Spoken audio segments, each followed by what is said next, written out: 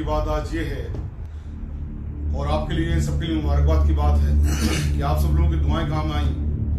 और आज जैसा कि हम कहते थे कि इन्वेस्टिगेशन हो जाने दीजिए, झूठ और सच दोनों अलग अलग हो जाएंगे। तो आज अल्लाह का शुक्र यह है कि एक सच सबके सामने आया, पूरे भारत के सामने आया। और वो सच ये है कि जो मौलाना साहब की ऑडियो रिकॉर्डिंग को दिखा रहे थे बार बार, जिसमें कहा गया था कि मस्जिद की तरफ आइए, लॉकडाउन को मत मानिए और दूसरी तरह की चीजें दिखा रहे थे, और जिस ऑडियो के आधार पर केजरीवाल साहब ने एफआईआर करने का ऑर्डर करवाया था मरकज के खिलाफ, तबलीगी जमात के खिलाफ, मौलाना साहब के खिलाफ, आज उसमें रिपोर्ट आई है दिल्ली पुलिस की कि वो ऑडियो रिकॉर्डिंग डॉक्टर्ड है और बहुत सारी क्लिप मिला करके काट करके जोड़ी गई है। यानी कि उस ऑडियो में जो बात है वो एक बार में कही हुई नहीं है, वो कोई पुरानी बातों को ऑडियो में से काटा गया और फिर एक साथ ला करके जोड़ दिया गया।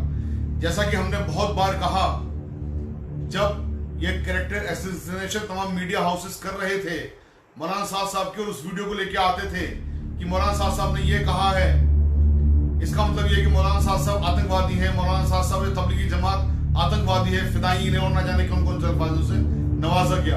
तब हमने यही कहा था और यही कहते थे कि ये जो ऑडियो है इसमें पहली बात तो कोरोना वायरस का नाम नहीं है, और ये ऑडियो पूरे चांसेस ये है कि नकली है, और ये ऑडियो पे इन्वेस्टिगेशन हो जाना चाहिए।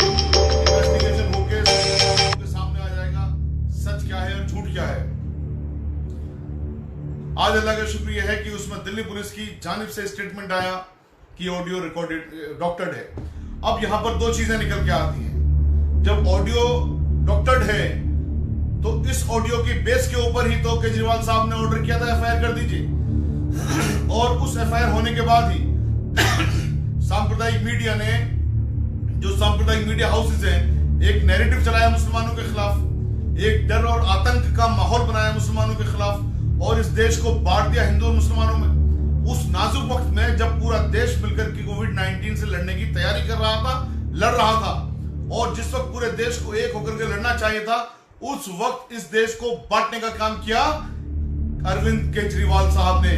सूत्र वही है, शुरुआत वहीं से हुई है। उसके बाद जो सांप्रदायिक मीडिया हाउसेस हैं वो उन लोगों ने उनके काम को आगे बढ़ाया, किस तरह से रिपोर्टिंग की कि ये तबलीगी जमाती आतंकवादी हैं, ये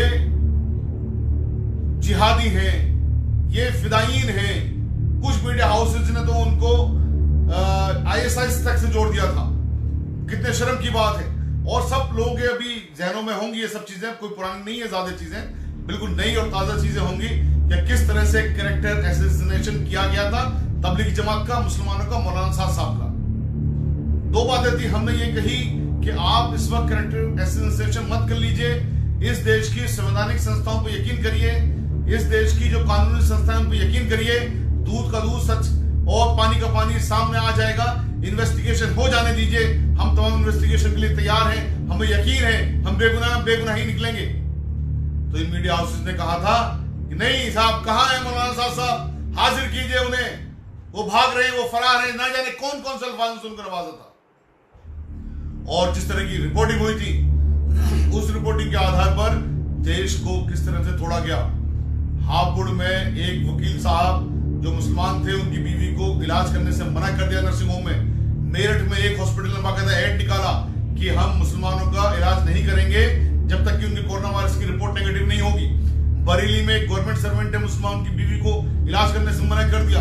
जाने कितनी ऐसी वारदातें हैं, किसी मजहब की बुनियाद पर, मजहब की बेस पर इलाज करने से मना कर दिया। डॉक्टर्स, हमारे मुल्क में डॉक्टर्स को एक बहुत अजीम मर्तबा दिया जाता है, बहुत बड़ा उनको मर्तबा दिया जाता है। उन डॉक्टर्स के दिमागों को भी इन लोगों ने ऐसा जहनी आतंकवादी बना दिया, उन लोगों के दिमागों को भी जहनी आतंकवाद में भर दिया कि उन लोगों ने अपने प्रोफेशन के एथिक्स को भूल करके, एटिकेट्स को भूल करके इलाज करने से मना कर दिया।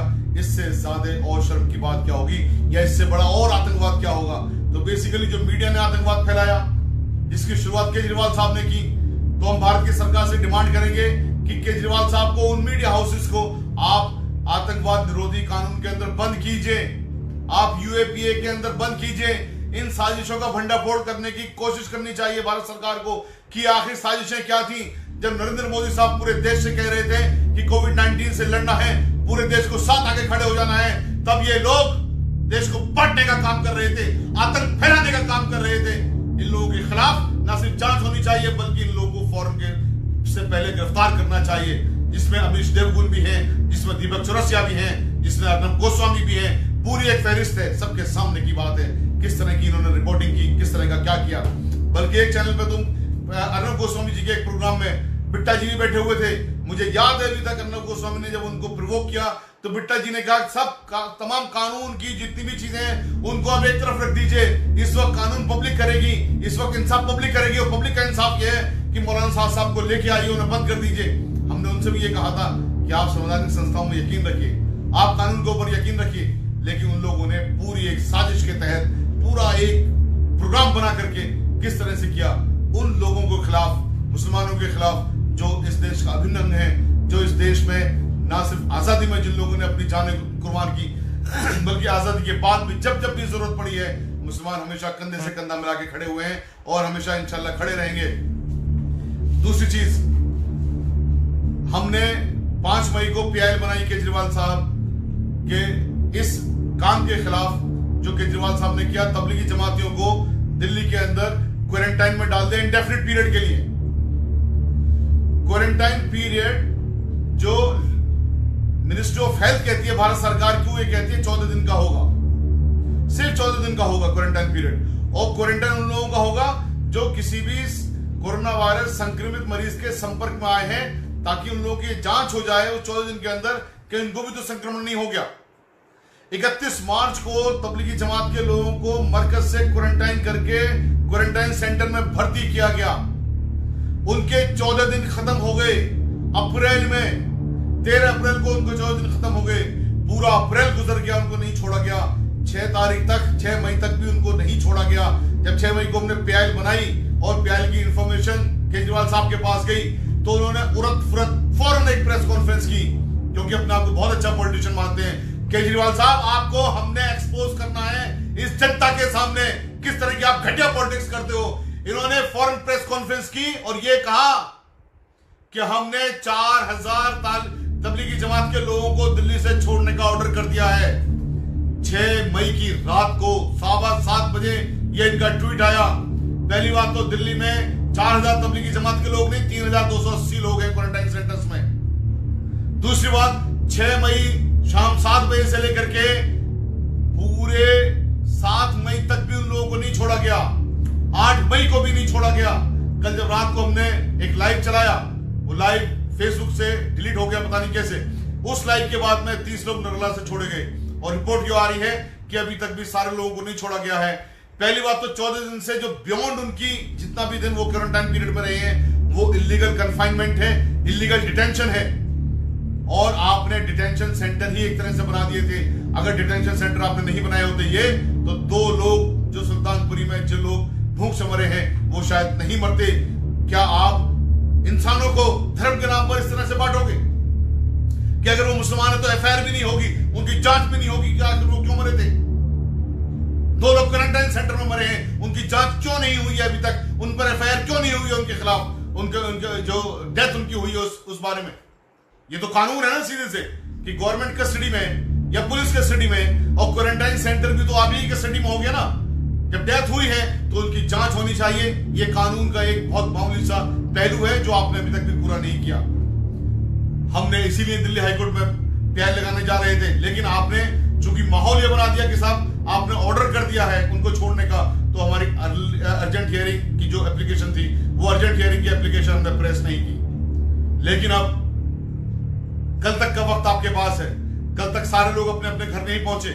जिन लोगों के खिलाफ केसेस है उनको छोड़ करके, जिन लोगों के खिलाफ केसेस हैं हमें यकीन है ऑनरेबल कोर्ट से हम उनको जमानत करवा लेंगे, इंशाल्लाह उनको भी छूट जाएंगे वो भी। लेकिन जो बाकी लोग हैं उनको आप छोड़ने का काम कीजिए। अगर नहीं छोड़ा गया तो मंडे को इंशाल्लाह सुबह 9:30 बजे आपके खिलाफ यहाँ पर मेंशनिंग ऑनरेबल हाईकोर्ट के अंदर करके हम ये पीआईएल करने जा रहे हैं। उत्तर प्रदेश के अंदर से भी खबरें आ रही हैं कि वहां भी बहुत सारे लोगों को नहीं छोड़ा गया है क्वारंटाइन पीरियड के बावजूद भी। हालांकि वहां से खबरें ये भी आ रही हैं कि बहुत सारे लोगों को छोड़ दिया गया है, बहुत सारे लोगों को 14 दिन के बाद ही छोड़ दिया गया, बहुत सारे लोगों को नहीं छोड़ा गया है और अभी भी पड़े हुए हैं। मथुरा के अंदर है, मथुरा के अंदर जो लोग हैं उनसे मेरी रात भी बात हुई, उन्होंने कहा अभी तक नहीं छोड़ा गया है, उम्मीद है शायद आज छोड़ दे। तो हम उत्तर प्रदेश की सरकार से भी ये बात करते हैं, ये मांग करते हैं कि उनको फौरन वहां से छोड़ा जाए। कोई गुनाह नहीं है उनका मुसलमान होना और कोई गुनाह नहीं है इस हिंदुस्तान के अंदर किसी का भी मजहब, जो भी मजहब होता है उस मजहब के बिना पर, उस मजहब की वजह से। आर्टिकल 25 हम सबको अपने अपने मजहब को पालने का, अपने अपने मजहब के साथ रहने का, उसको पूरा करने का पूरा हक देता है। इसलिए हम आपसे भी मांग करते हैं कि आप उनको फौरन छोड़ने का काम कीजिए, वरना मंडे को इंशाल्लाह आपके खिलाफ भी हम ऑनरेबल हाई कोर्ट के अंदर एक पीआई लगाने जा रहे हैं और उसमें पीआई में सिर्फ हम एक पिटीशन ही फाइल नहीं करेंगे, उसके अंदर और भी बहुत सारे रिलीफ्स होंगे। तो उन सब चीजों के जिम्मेदार भी आप ही होंगे। और एक बात मैं आखिर में कहना चाहता हूं, हमारे मुल्क में एक नारा आपने अक्सर पढ़ा होगा, खासतौर से तिरंगे की जब बात आती है तब तो पढ़ा होगा, सत्यमेव जयते। आखिर में जीत सच की ही होती है और सच की ही होकर रहेगी इंशाल्लाह। सच के साथ खड़े रहिए, कानूनी संस्थाओं का सम्मान कीजिए, कानून के साथ खड़े रहिए। जिस तरह से कानून में भले देर होती है, हमें बेइज्जती सहनी पड़ती है, उसको सही है, बर्दाश्त करिए। इस्लाम नाम ही बर्दाश्त करने का है, बर्दाश्त करिए। जीत आप ही की होगी, जीत इंशाल्लाह सच ही की होगी। इसी के साथ में अपनी बात को